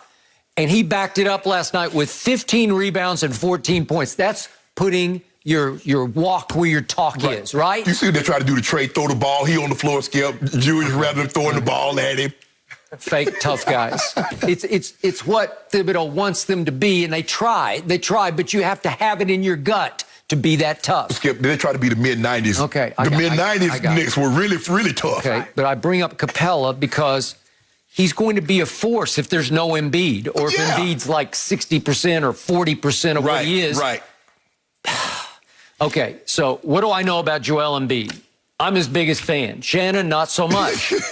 All he had this year was a breakout monster season because he had career highs across the board. From the field, he was 51%. Never done that before. 38% from 3. 86% from the free throw line. He's 7 feet tall. Yeah. And nobody came close to shooting as many free throws as Joel Embiid did. There are so many nights I look at the box and he's 17 of 18. It's what I would like to see LeBron do tonight at Staples, go 17 for 18 from the free throw line, because he is a nuclear force in the paint. He's just very hard to defend. And I believe he would devour Clint Capella if he were 100%. Right. Okay, this is what I know about his knee. A Sixers source told me yesterday it has a small tear in the meniscus. It's just a little flap, and you know how these things go. I've had 3 of these surgeries. If you have a significant little flap or tear, it'll catch in the mechanism of your knee, and it will, I promise you, it will shut you down. It sure will. It will make you scream. But they're saying his is so little that it might require a little scope cleanup after the year, but they think they can muddle through, and it's going to be about his pain threshold. Right. It probably won't get any worse, but I don't know that Joel has the highest pain threshold. He has not demonstrated that before. But, Skip, there's a difference between you at your weight running on it. Hey, he's 300 pounds. I think he's 300. Yes, right? yes. Agreed. And it's always something with him. If it's not his knee or his ankle or his foot, it's his stomach. It's tum-tum hurt. Okay, I got it. But I'm with, they cannot beat Atlanta unless he can give them something. He'll miss the first game, but thereafter, you better be on the floor, and you better give him at least a defensive presence. Well, you're gonna catch the Dickens. If you let Atlanta get a game, yep. And that's what happened with the Knicks, Skip. They let Atlanta mess around and got game 1, and they're like, okay. Y'all in trouble. Okay, but to me, this team, this Sixers team, coached by Doc, and I love Doc, they were second in defensive efficiency because they will defend you at the highest level, because Ben Simmons is a flat-out stud. He can defend your point guard, he can just suffocate your point guard, or he can defend your center. Right. 6 feet, 10 inches tall. You think they put him on Trey? Or they put Danny Green on him? Well, I think they'll trade off. Obviously, they'll chase him. But Danny Green is still, I know he's a little up there in age, but he can still defend at a high level. And Thibault can, you don't think he can shut people down? So the point is, if Embiid is, like, they're expecting him to be 95%. Well, he would have to be. Okay, if he is, they're going to give Brooklyn some trouble because they have home court. If they could get to a Game 7, remember, it would be in Philadelphia. If they got to a Game 7 against Brooklyn, and I do think Brooklyn's going to beat Milwaukee, I would give Embiid at 95% a shot against Brooklyn at Philly. Well, Skip, he's going to need to average 40 and 15 a night to offset what KD, Harden, and Kyrie. I know. But they can't stop him if he's right. Skip, that's 100 points. They give you 100 points on a nightly basis. I've never seen anything like it before. But, hey, well, you have questioned their defensive commitment. Yeah. Go ahead, Chris. You brought up his knee injury. He had this same injury. I don't know if it was the lateral meniscus, but he had a slight tear in the meniscus of his left knee back in 2017. And he missed 8 games. They were saying it's day-to-day. He missed 8 games. And then they just ruled him out for the rest of the season. Yeah. So, and the way he plays, you guys know, yeah, he's on the block some, but he's a perimeter guy. I mean, he is, and he's phenomenal in the mid-range. Phenomenal. So he's cutting a lot.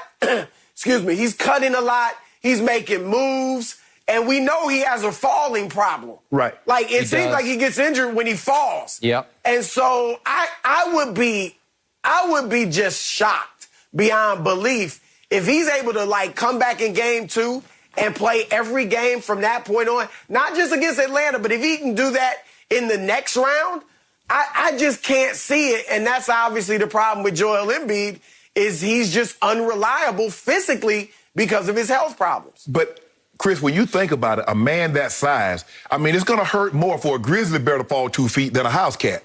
And so you talk about a man that's 7 foot tall, 300 plus. And that he jumps up in the air. You saw how he came down awkwardly, Skip. How do you come down gracefully if you're 300 pounds, if you're 7 foot tall? How? And so that's his problem. He's always going to have this. Could he stand to lose? Could he be 285, 290? Maybe.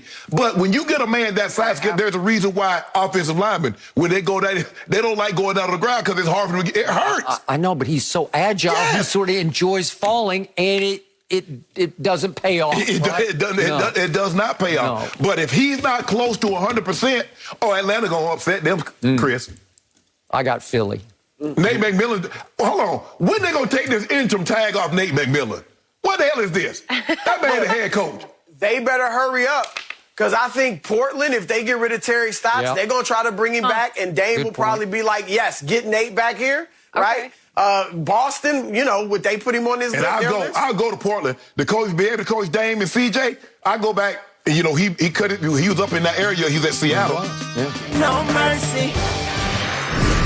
Baby Bird put on a show last night in Hollywood. Luka Dončić scored 42 points to lead the Mavs over the Clippers 105-100 that pushed LA to the brink of elimination. Luka scored or assisted on 31 of 37 Mavs field goals in the game, and he now has the opportunity to lead Dallas to its first series victory since the 2011 NBA Finals. Kawhi Leonard had a chance to tie it for LA, but missed a contested corner three in the final seconds. Just didn't get it done. Chris Broussard, he's still here with us. Chris, did Luka win it or did the Clippers blow it? Baby Bird, I like it, Jen. That shows you're catching Luka fever. I am. And that's good. Yeah. Luka won this thing. And I get it. He got some help from the Clippers. They had their opportunities. All right, Terrence Mann, I don't know if it's that these guys are so used to now getting to the rim and kicking it out, but he passed up that layup with 9 seconds left that could have tied the game. He didn't kick it out to three, of course. He passed to Nick Batum, and Batum couldn't finish in traffic. It really reminded me of Charles Smith with the Knicks a little bit. It was like a micro version of that when he was missing those layups. But that was obviously a blown opportunity. Kawhi, you know, the poor execution, first of all, poor execution on that last play, I thought. And Kawhi doesn't get a clean look, but he pump fakes and kind of makes it even worse of a look and airballs it from the corner. So the Clippers didn't help themselves. Kawhi and Paul George especially, they also had a few turnovers in the last few minutes. But this is the Clippers. I mean, am I going to be shocked that Deontay Wilder's just throwing haymakers and not using the jab? This is what the Clippers do. They are bad in the clutch. So this was not a surprise. I know they came back and had a chance to win, but they made some bad mistakes in the clutch. That said, Luka Dončić absolutely controlled and dominated the entire game. He dominated it. He had dudes on his hip. He was beating guys and then coming back behind the three and shooting it. And you saw the Clippers they didn't switch as easily this game. They were trying to get over the picks and stay with Luka. And it didn't matter. Sometimes he didn't even have picks. And he would take Paul George, Kawhi, Rondo, whoever they put on him, Nick Batum. It didn't matter. He was outstanding. Jen said it what? He scored or assisted on 31 of the 37 baskets? That is insane. He had one other score in double figures. Tim Hardaway Jr. with 20. Everybody else didn't have double figures. The Clippers, of course, who have two superstars versus one. Allegedly. 2 versus 1. And they had 3 guys score 20 or more points, 5 guys in double figures. Man, look, I don't even care that Luka was 1 of 8 in the fourth quarter. When you score 40 in the first 3 quarters, you're allowed to do that if you win. All right, if you win. The fourth quarter would have been meaningless, irrelevant, had Luka not dominated the first 3 quarters. A game is not 48 seconds. It's not 12 minutes. It's 48 minutes. And he dominated, maybe got a little tired down the stretch. But come on, man. 42-14 and 8. 42-14 and 8. A 40-piece. Made a mess of them, Skip Bayless. And Luka might have been tired, but that's speculation on Chris on our part. I know what the head coach from another team said. Yeah. Now, Chris, I need somebody to tell me this. When is Kawhi Leonard going to get that superstar criticism like Steph Curry? Like how about on this show? Whoa, let me finish up. Chris, like a Harden, like a Giannis, we know he's never received the criticism Go James has received. I just need to know because y'all keep telling me he top 5, top 6, but he gets criticism like he's maybe bottom 37. He doesn't get the criticism that other guys. Let LeBron James, let KD, let Giannis have a stat line like this with those 5 turnovers. Fail to execute down the stretch. We rip them, but Kawhi gets to skate. Why? Y'all said he's a superstar, but enough of that. I don't want to filibuster on Kawhi. No, well, you're going to hear more from me. When is it my turn? I'm chomping over here. Okay, let me say this. I'm going to turn it over to you. I don't really got a whole lot to say. I'm just about to say, Luka Dončić, Larry Bird 2.0. You'll go. Thank you for saying that. And by the way, this time, as opposed to our opening A block, I put my seatbelt on over here. So I'm going to try to stay in my chair. You're right. Luka last night was Larry 2.0, as in Larry 2-point fourth quarter. That's what he scored in the fourth quarter. Larry Bird Jr., Luka Baby Bird scored 2 points in the fourth quarter. And Chris Broussard said, he dominated, he controlled the... Baloney! He was begging my Clippers to win the basketball game. And my Clippers, featuring Kawhi and Paul George, as in Pandemic K and Pandemic P, and Pandemic R, as in Rondo, who was not playoff Rondo, he was way off Rondo. All they did was upchuck all over the floor throughout the fourth quarter. Luka goes 1 for 8 and 0 for 3 from 3. Here.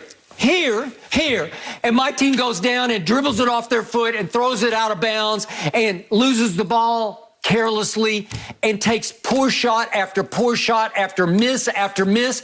I'm out of my mind. It was the most excruciating NBA playoff fourth quarter I have ever witnessed trying to root for one team.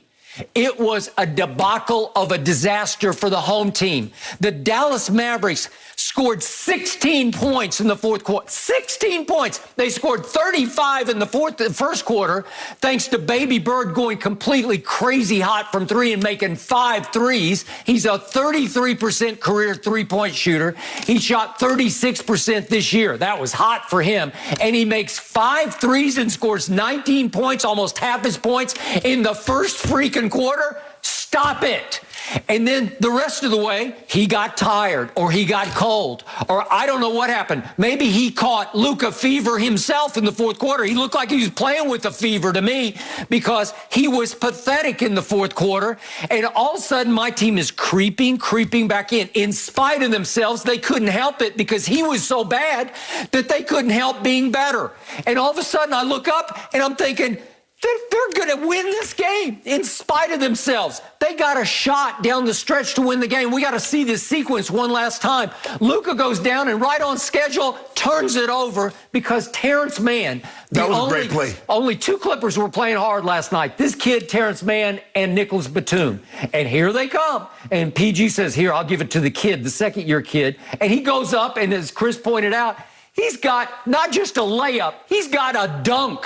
He's got an and-one dunk, and yet he's played so few minutes, and he's such a junior Clipper. They have so many veteran leaders on this team, starting with Rondo, Kawhi, Paul George, Marcus Morris. He goes up and it's like, I don't think I'm supposed to do this. I better pass it to a veteran leader. And he looks back to Chris's point, and he kicks it up the lane to Batum. He's coming in thinking, I don't want to shoot this. Batum, coming in hot. And Batum goes up and leaves it on the front iron. This is for the win, man. This is like 7 seconds left. You could win the basketball game if you just get this ball to drop.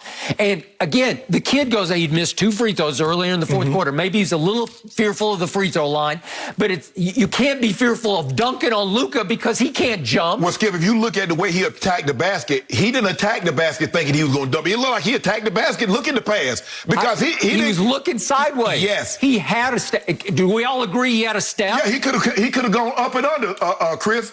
I don't think he needed up and under. No, he didn't, but he could have easily done that. That would have been easy. Hey, this kid is a baller. Yeah, he can play. This kid can jump. This kid plays with strength for a second-year kid out of Florida State, a second-round pick. He plays strong, and he plays hard.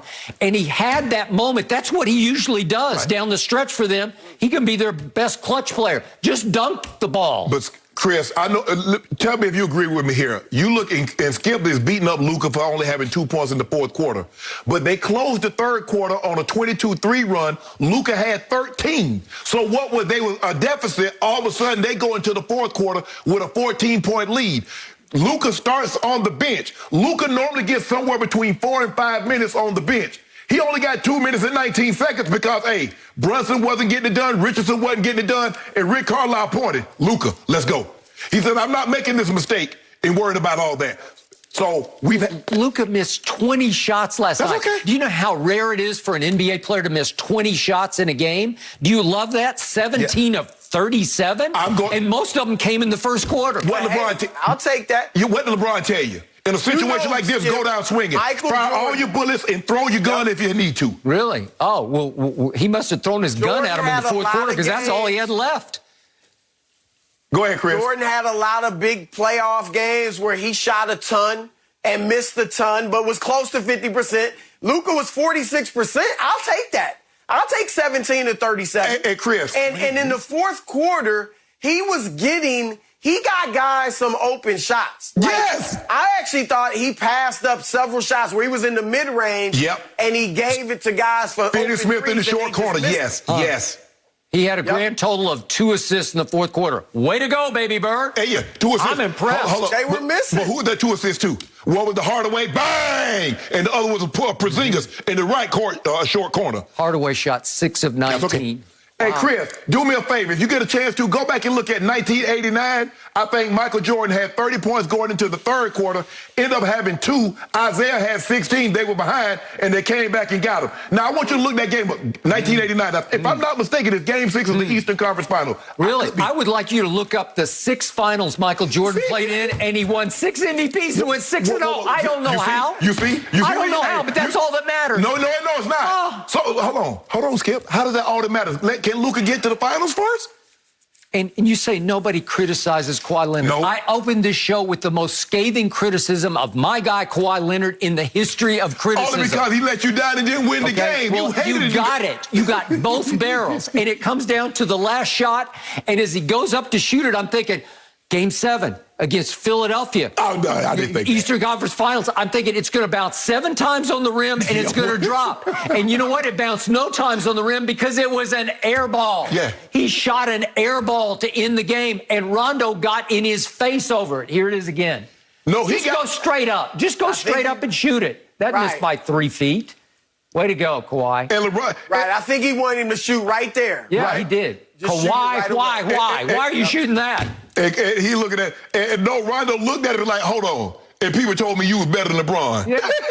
Man, you better get off my face. Yeah, get out of my face. And I with Rondo had been in his face earlier. Yeah, let Rondo say, and I thought you was better than Bron.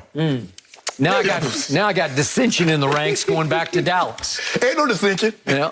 There's no dissension. Chris, who you got in Game 6 at Dallas Friday night? Dallas. This guy's swung around. He can't figure out who he's for. He's now got the Clippers winning Game 6. He's crushed them the whole show, ridiculed them the whole show. He's got them winning back at Dallas again. Because this is what I know. You got Dallas, Skip. You got Dallas in Game 6? I need Dallas to put them out of their misery because I don't want to watch another game at Staples. I'm done. I'm over. He's hoping for the Clippers because he really wants to come in here and gloat on Monday, Chris, because if the Lakers lose, he wants to be able to come in here and gloat, but I don't believe Baby Bird going to let that happen. Well, I'm going to be gloating tomorrow morning because the Lakers are going to lose tonight. No, you're not. Well, I've got 3 cases on it. I got 5 in my back. As a matter of fact, I went and got me a whole goat suit. I'm going to do the whole show with a goat suit on. Really? Yeah. If he simply gets them to Game 7? Yep.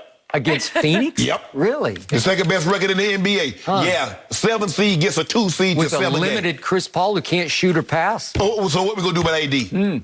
Well, you don't need him. You're the GOAT. You're the best player on the planet. Okay, but, oh, Lord. Oh, Lord.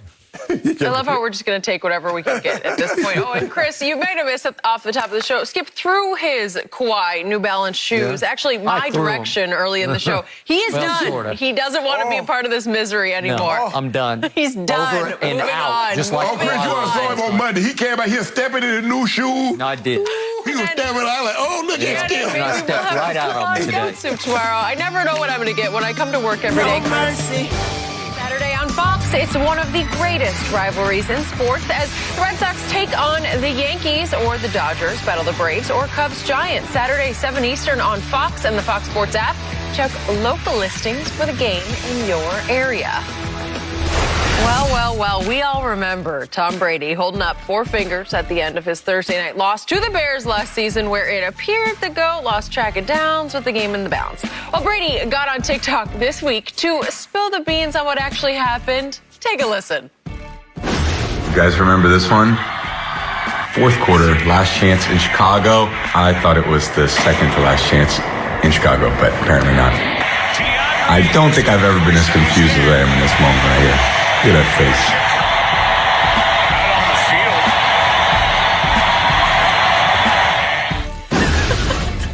It's so good, Shannon. Are you glad you finally fessed up to this? What do you got to say for yourself, Skip Bayless? I have a lot to say. I have a lot You to say. defended this bull job, and I told you, Skip Bayless, he did not know what down it was. You and B.A. I remember. I didn't need to see this. I really didn't. Skip Bayless needed to see it, maybe some of Tom Brady's apologists. But I didn't need Tom Brady to come out and admit that he forgot confused what down it was. I didn't need him to, Bruce Arians tried to lie for him. And that's the first and foremost. I didn't need that. Second of all, why is Tom Brady old butt on TikTok to begin with? That's for young people. Tom Brady, 80 months younger than me, and he on TikTok. I ain't on TikTok. Get your butt off TikTok. You need to get on TikTok. That's for V. He plays young, doesn't he? No, I ain't got nothing to do with it. You need to get on TikTok. No, I ain't getting no TikTok. Skip, you He too. need to get off TikTok. And Skip Bayless, I want to see you wiggle your way out of this one after this man finally admitted he did not know. He was out there like Jack Rabbit with cowboy boots, right? Yes. He did that. Now, I want you to admit on national TV, say, Shannon, I apologize for you for doubting you that Tom Brady was confused. By the way, it's easy for him to laugh about it now. All he did was win the Super Bowl in his first year in Tampa, so he does not care what you say or anybody else says. But the fact of the matter, he did that. Let's not take that away from him. But also, he got confused and lost track of what down it was. Can we agree on that one? You're forgetting what I told you the next day. That was a Thursday night game in Chicago. Remember. So on the Friday, I told you that what had happened was he took the most punishment he took all year in that game on that Thursday night at Soldier Field. He got rocked twice, late third and early fourth quarter, by one Khalil Mack, and he did not like it, but he got rocked. The late hit one. Yeah, it was a little late, and he got. And the point was, to me, and I've watched a whole lot of Tom Brady since his first year starting in New England in 2001, he got concussed. He got so dinged, I think he didn't know where he was. And again, B.A., Bruce Arians, did try to defend him after the game, tried to make excuses for him, because the last thing they wanted was concussion protocol at that point. The last thing they wanted was for somebody to call down during the game and say, get him out of there, because that's what's supposed to happen, right? Either a referee or a spotter above is supposed to say, check him out, take him to the sidelines and sit him down and put him through the protocol. And I believe if they would have, he would not have passed, because I think he got concussed. They skated on it because everybody said, oh, he just lost track of the downs. No, he didn't. He wasn't in his right mind. But Skip, but the thing is that maybe if when Khalil, I remember the play, Khalil Mack grabbed him, he slung him down, his head hit the turf. It did. But Brady popped up so quick, it was pointing at him like. He was. If he just maybe stayed down, Skip, grabbed his head, maybe the spotter would have saw that. It's like, okay, y'all need to check on Tom, take him out of the ball game. But because he popped up so quick, they're like, okay, he's fine. Skip, Tom Brady has 7 Super Bowls. He won it in his first year. But just because you were great and you win doesn't mean you can't make mistakes. He made a mistake. Why he made a mistake, how he made a mistake, he made a mistake. Okay, and who's the one person in the world whom he does not want to think that he ever got concussed through this whole season? Oh, Giselle. That's period, end of story. Yeah. So it's easy and great for him to go on TikTok and say, you got me. Well, he should never. I just forgot. Well, I think she has social media also. She go see him on. She go see him on TikTok and say, "Hold on, you was confused." Wow. Well, you did come on home with me and the kids, then. Oh, you think so? No, Like I'm just saying, you know, like he's getting too old. I'm just saying, you know, she's made it abundantly clear that's concerning of her, the concussions. That's the ultimate concern. Well, the thing is that he does a great job of trying to hide slightest of getting the dinged. slightest. So the last thing he's going to tell her is, well, I kind of lost it. I got right. right? But she watched TikTok, right? I think she got. Jenny, you think she got TikTok? I think she do. Absolutely. Yeah. Exactly. So I'd have just kept this one. I just took that one to my grave. You and I know where he was confused, dazed, or whatever you want to use. Ding, saw stars, okay, whatever you want to call it. But we knew what it was. Well, yeah, this, as he said, remember his post right after the Super Bowl? This meant, that he was going to go win 4 straight playoff games, right? Yeah, and he did. I'm surprised he didn't do this turned into this. But your day coming this year. Well, your day came already. All he did was go on the road. I want another day. All he did was go on the road and beat Breeze and your man Aaron Rodgers and then your man, my homeboy. No. And that was the second time Devin he's White, my homeboy. Levante David, those guys beat my homeboy. Really? Yeah, and Dominican Sue, Shaq Barrett, JPP. Help me out. Who was the MVP of the Super Bowl? The defense. Oh, really? The defense. Well, that's not what I saw. Defense. Yeah. They held that offense to 9 points. Really kept my end zone. Picked him off twice. Don't do that, Skip. Really? Don't do that. I saw Brady beat him in his backyard in Kansas City in the fourth quarter. You see what they did with that offensive line? Yeah. He'll be back. Yeah. He'll be back. Will you be back? Will you go? Because I got a feeling Kansas City going to be out here in L.A. Really? Yeah. Well, I've already bet you a lot of cases that Tom Brady's going to be out here in L.A. also. Oh, he making appearances? No, his team's going to be playing in the Super Bowl. Under Armour? What do we have on that? 5 cases? Yeah, whatever you want. I got it, and you're starting to panic on that one. Because I think you're ready to pick Tampa to win the NFC. No, I ain't ready to do that. I'm not ready to do that. Yes, you are. No. I think you're heading in that direction. So he got you back. He got you good. And your ridicule of him on that Friday after that Thursday night game is what precipitated his remark to you when you were on the, what was it called? The draft night? Yeah. Whatever it was called. Yeah, we were streaming Hollywood Squares or whatever you were doing. Right? Yeah. It was your fault. It was your fault. Skip, what you want me to do? You were the greatest thing that happened to Tom Brady last year because you were trying to send him home week after week after week. And the more you try to send him home, the more he's going to go win the Super Bowl. No, he played bad in the games that I talked about him. The games that he played good, I said he played good. But the games that he played bad, I didn't blame the defense. I didn't blame BA. That's what you do. If they don't win, that defense, that sorry defense. BA, he needs to be fired. That's what you do. Well, the defense was sorry until the second playoff game at New Orleans. Hello, what was Tom Brady against the Rams? Or against Chicago? Well, was he good? He had a few bad games. Okay, then. But guess who got the last laugh on you? The biggest laugh, like a guffaw. Devin White? No, it was Tom Brady. He got you so good, and he's going to get you again because he's back at 44. He's going to be 44 on August 3rd. Happy birthday early to Ernestine. August 3rd, Tom Brady at 44 is going to take off again because he already said at Super Bowl week, we will be better next year. And you know and I know. Just because you say something don't mean it's going to be true. And you lost another 10 cases to me because they brought everybody back when you said most of them are going to bolt for the money. But they wanted to stay and play with the GOAT. Okay, we'll see. Yep. That's the one thing. And they got 17 games this year. Well, so we'll see. Since Tom Brady is all over TikTok right now, I've got an idea for him. He can compile all the video of Shannon doubting the GOAT, just side by side, and then he can just kind of show you all the rings. I feel like that would be a good TikTok for him. Because me and Bron going to be over in Beverly Hills and Bel Air. We'll be celebrating, too. You're celebrating what? Don't worry about what we celebrate. We got a lot. Life. Some new ventures off. We celebrate life. No mercy. Lakers legend James Worthy called LA's blowout loss the worst defeat in franchise history. And with the purple and gold on the verge of elimination tonight, some have started questioning what an early exit would mean for LeBron's legacy. The 36-year-old King has famously never lost a first-round playoff series, but a potential loss led ESPN's Ramona Shelburne to write that LeBron's pursuit of Michael Jordan could be fading away. Shannon, how much truth is there to this? I'm confused. So LeBron might lose in the first round for the first time in his career. Jordan didn't get out of the first round his first 3 years, being swept twice. I'm confused by this. Jordan played in the East when it was the beast, and LeBron played in the East when it was definitely the least. Nobody threatened him in the first round. But you told me Jordan was God. So you got to be able... Your favorite player, Larry Bird, told you Okay, Jordan if he's was God. that, he's got to be able to win a game. He's got to be able to get past the first round. Right. Did LeBron win a game off my Spurs in 07? And hold up, where were they at when he didn't win a game? NBA Finals or the first round? He was in the finals. Oh, okay. He cakewalked to he cakewalked. Now, you do realize who he beat, but that's neither here nor there, Skip. Look, when he first got here, when he signed with the Lakers, all of a sudden he wanted to be Kevin Hart. He wanted to be Michael B. Jordan. He wins the title.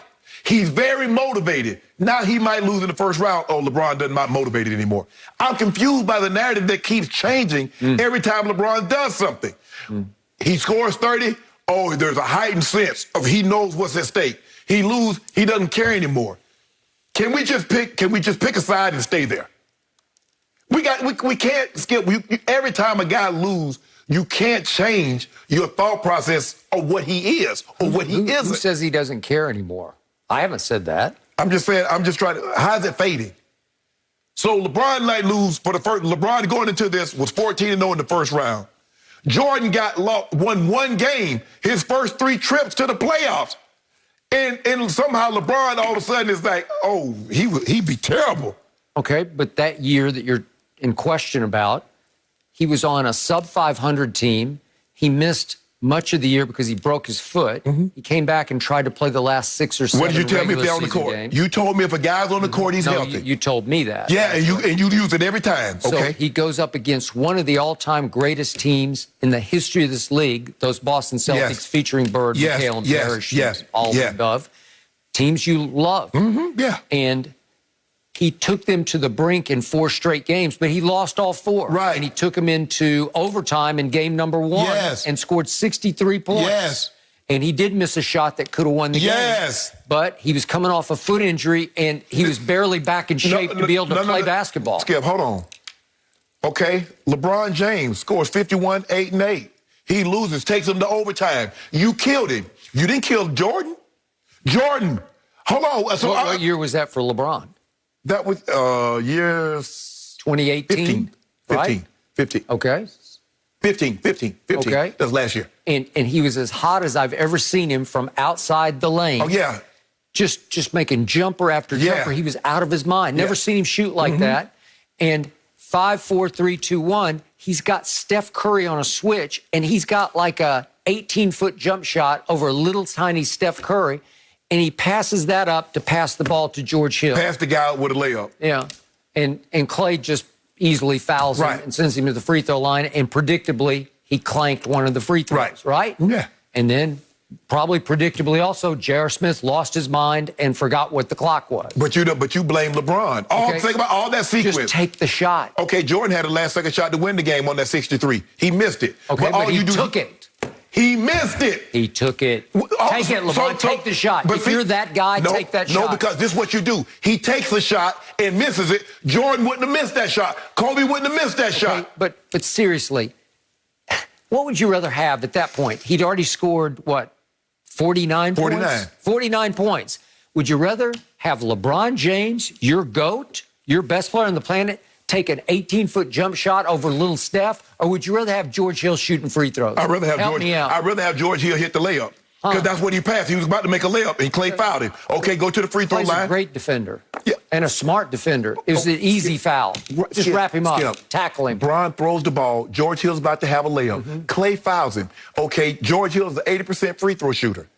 Okay, you can look it up. I never liked George Hill when he was a Spur. And somehow R.C. Buford traded him for Kawhi Leonard, the rights to Kawhi. Okay, Skip, I get that. You weren't high on George Hill. Nope. But I would not trust him in that spot. But that doesn't change the fact that he was 80% from the free throw line over his career. Okay, but he'd never been in that spot to win that game. If they had won game 1, I don't know, it might have been an interesting series. Skip. It's that oracle. Skip, this is how it works. Nobody has ever been in a situation until they're in that situation. How many times had Tom Brady had a game-winning drive in the Super Bowl before he had a game-winning drive in the Super Bowl?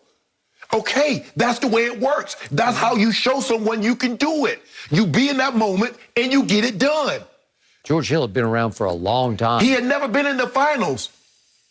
Okay, so let's go back to what just happened. I told you ahead of Tuesday night's Game 5 at Phoenix, this is a golden opportunity for your man, the quote-unquote GOAT, to start making his goatish case against Jordan. Because he had an opportunity because there was clearly going to be no AD, and Chris Paul appeared to be back to about 100% healthy for that game. Okay. At home against a 51-21 team.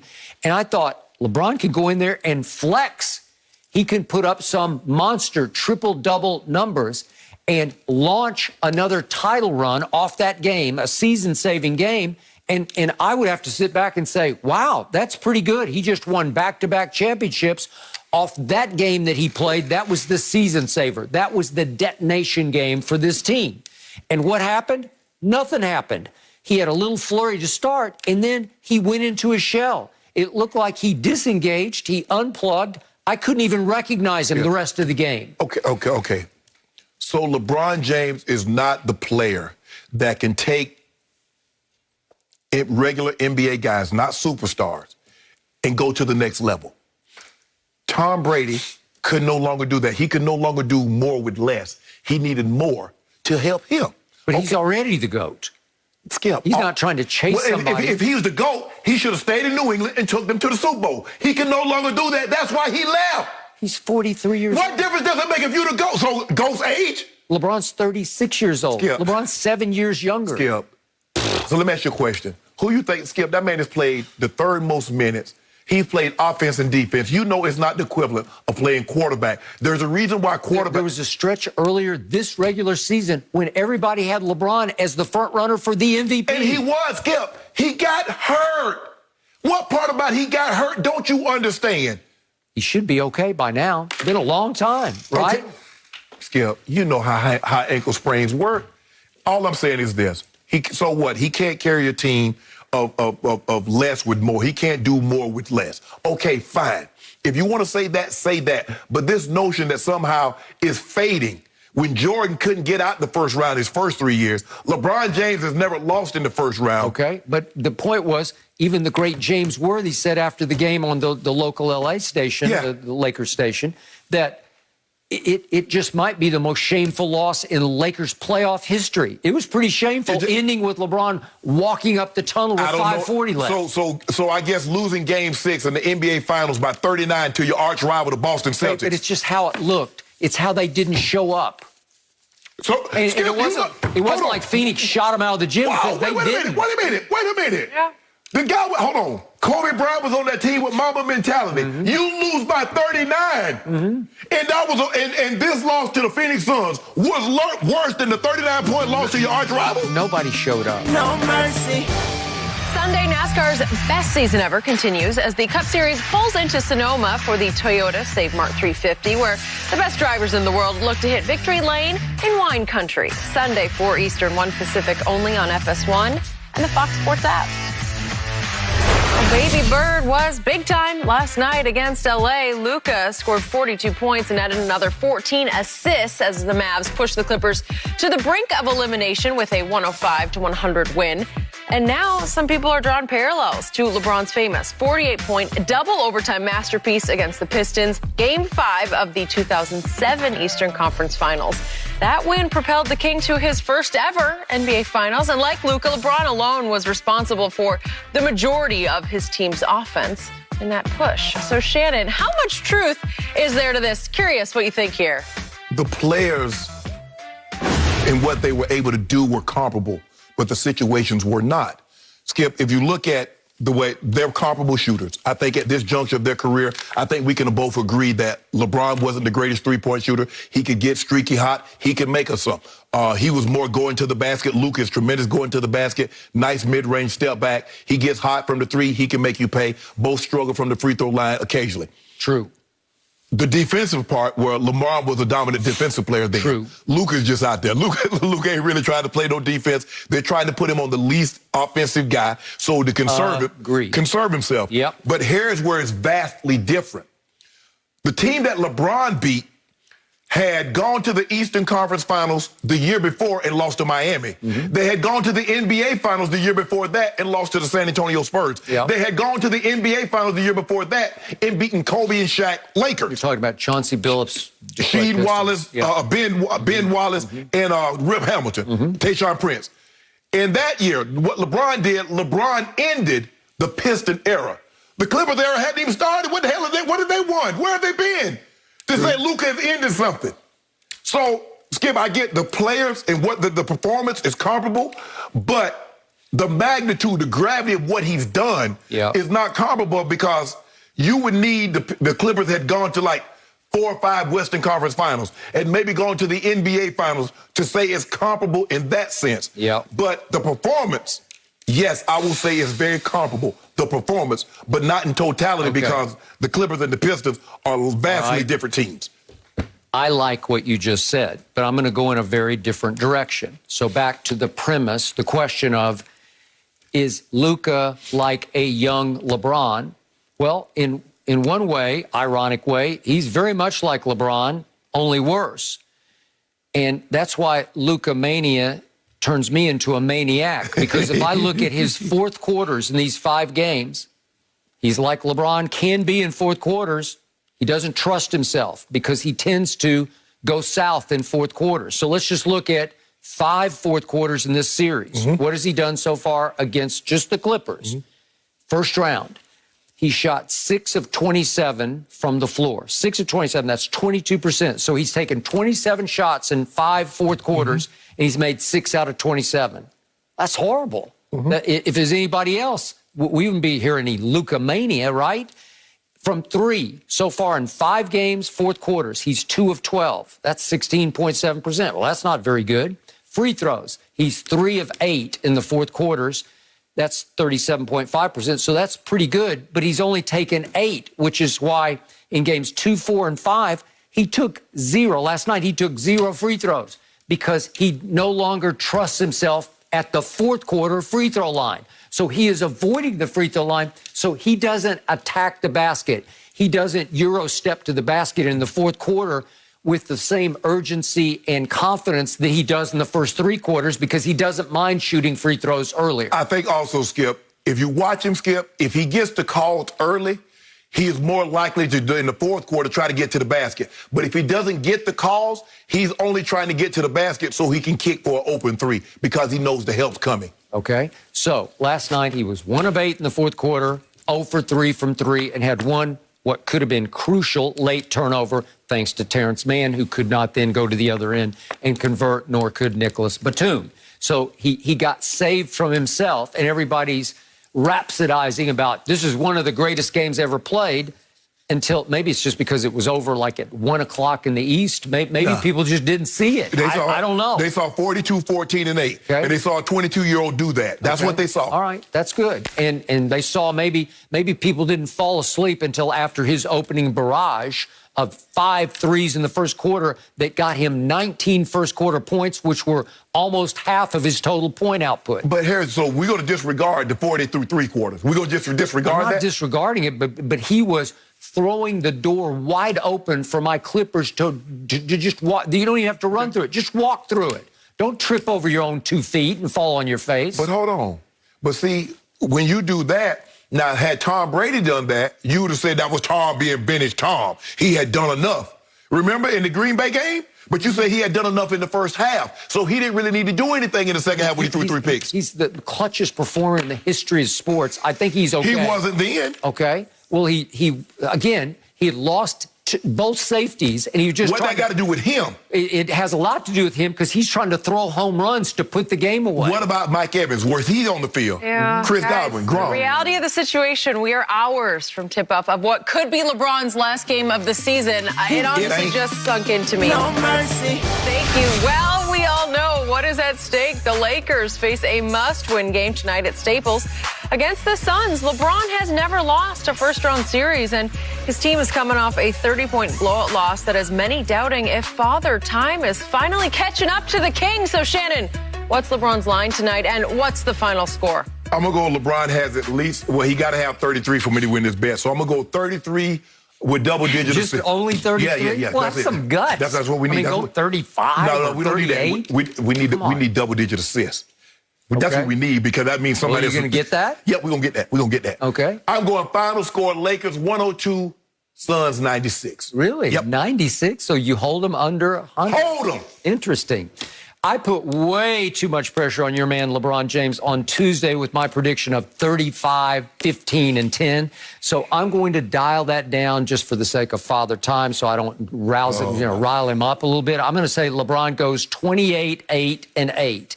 But Phoenix wins a barn burner thanks to Devin Booker.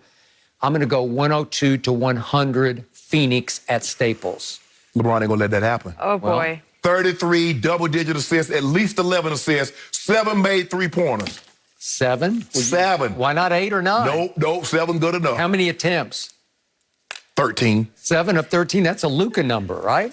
Okay, good luck We with might that. do a game on y'all. So, Skip, Go you're 12 saying or 17 it's done. or something You're like saying that. it's done. I cannot Ain't no wait to telling watch about this us. game tonight. We will be all Good over luck. it tomorrow morning. Skip, Shannon, enjoy. The Herd is on now. Have a good one.